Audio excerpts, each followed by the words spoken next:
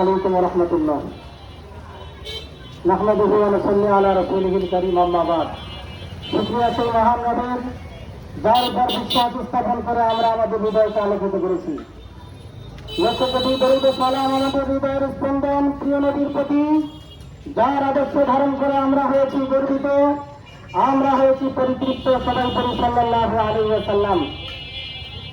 সংগ্রামী তাওহীদি জনতা এবং সুন্দরগঞ্জের বিভিন্ন স্তরের বাসিন্দাবৃন্দ, আমরা আমাদের আলোচনা সূচনা লগ্নে বলে দিতে চাই, আমরা হিন্দুদের বিরুদ্ধে নই।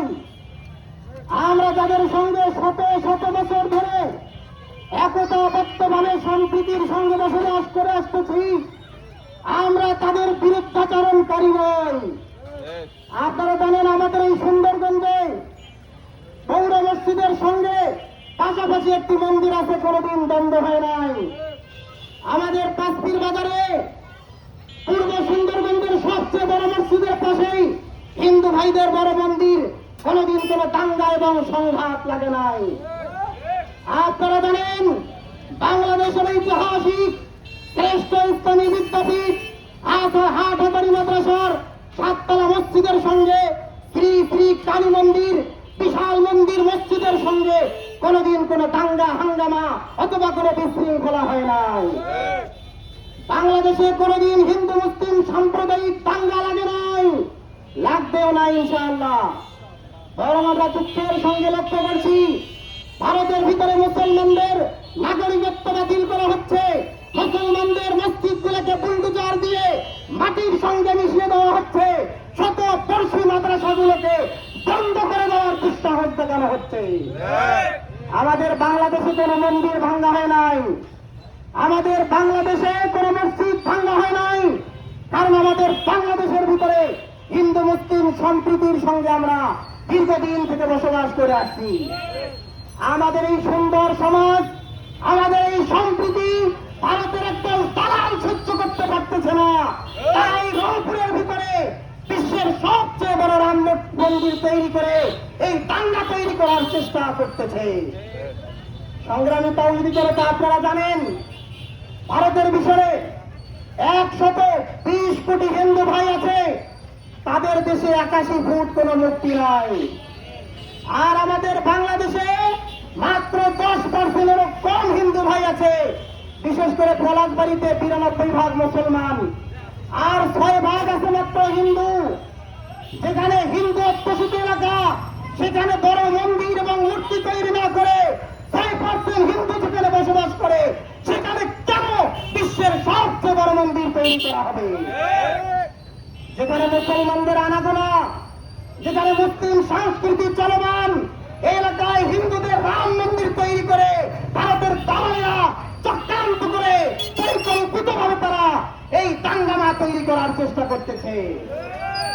সংগ্রামী তাওহীদি জনতা, আমি দুঃখের সঙ্গে একটা বিষয় আপনাদেরকে উপস্থাপন করতে চাই। এই রংপুর, আমাদের এই গর্বিত রংপুর আবু সাইদের রক্তের মাধ্যমে পুরো বাংলাদেশকে নতুন ভাবে স্বাধীন করেছে, কিন্তু সেই ভারতের দালালেরা আমাদের রংপুরকে গিলে খাওয়ার জন্য বিভিন্ন ধরনের চক্রান্ত করতেছে।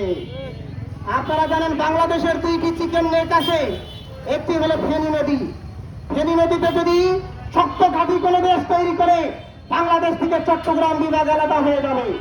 আরেকটি চিকেন নেক আছে, সরু জায়গা আছে, সেটা হলো হিলির যে বর্ডার আছে, হিলি বর্ডার থেকে নিয়ে লাউচপড়া বা জামালগঞ্জের বক্সিগঞ্জ পর্যন্ত মাত্র 80 থেকে 90 কিলোমিটার রাস্তা। এই রাস্তায় যদি ভারতীয় আগ্রাসনের মাধ্যমে তারা রংপুরকে দখল করতে পারে, তাহলে তাদের নাকি 7 সিস্টার রক্ষা হবে। এই জন্য শুভেন্দু সহ আরো অনেকে ভারতীয় দালাল আছে, তারা হুমকি দিয়েছে, তারা নাকি বলে রংপুরকে টাকার বিনিময়ে কিনে নেবে।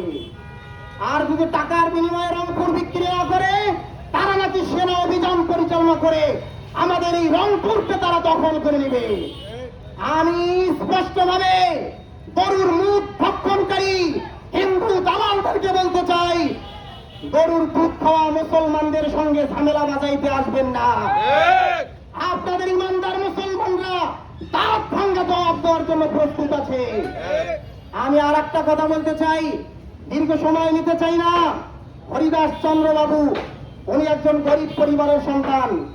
আগে নাকি বলে শুয়ার চালাতো, তার বাপ এখনো গুচ্ছগ্রামে থাকে অভাবের কারণে। সে ভারতের ভিতরে থেকে প্রশিক্ষণ নিয়ে এসে এই বাংলাদেশে এসির মেকানিক করেছিল, এসির সরঞ্জাম ঠিক করতো। আজ সে কোটি কোটি টাকা দিয়ে একটা মুক্তি প্রকল্প হাতে নিয়েছে। এই টাকার উৎস কোথায় জনগণ জানতে চায়। তার বাবা এখনো গুচ্ছগ্রামে থাকে, যেই ভণ্ড প্রতারক র্যাবের হাতে গ্রেফতার হয়েছিল, প্রতারণার কারণে তাকে যদি গ্রেফতার না করা হয়, কোন অস্থিতি পরিস্থিতির সৃষ্টি হলে এর দায় প্রশাসনকে নিতে হবে। যদি হরিদাস চন্দ্রকে গ্রেফতার না করা হয়, হয়তোবা নিজেই সেই রাম মন্দির, রাম মূর্তিকে ভেঙে জনগণের উপরে চাপায় দিয়ে দাঙ্গা সৃষ্টি করতে পারে। তাই প্রশাসনের কাছে আমাদের দাবি, হরিদাস চন্দ্রকে গ্রেফতার করতে হবে, তার অর্থের উৎস খুঁজে বের করতে হবে।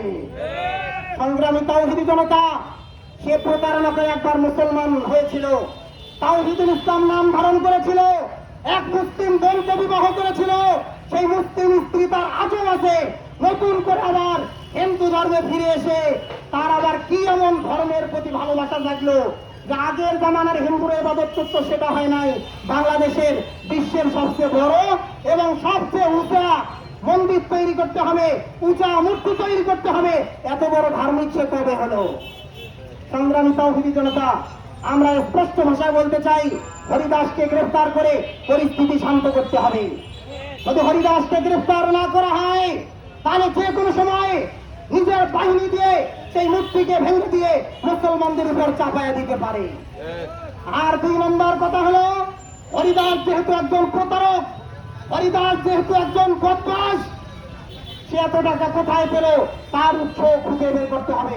আপনারা জানেন হরিদাস চন্দ্র যে খাবার পায় না, যে ভাত পায় না, যার বাপ এখনো গুচ্ছগ্রামে থাকে, তার মন্দির উদ্বোধন অনুষ্ঠানে, মূর্তি উদ্বোধন অনুষ্ঠানে ভারতের হাই কমিশনার মনোজ কুমার কিভাবে আসে? সংগ্রামী তাওহীদি জনতা, এটা আমাদের এই বিন্দু বিন্দু প্রতিরোধকে যদি প্রশাসন সামান্যভাবে ধরে নেয়, যে কোনো পরিস্থিতি সৃষ্টি হলে, উত্তপ্ত পরিস্থিতি সৃষ্টি হলে এর দায় প্রশাসনকে নিতে হবে।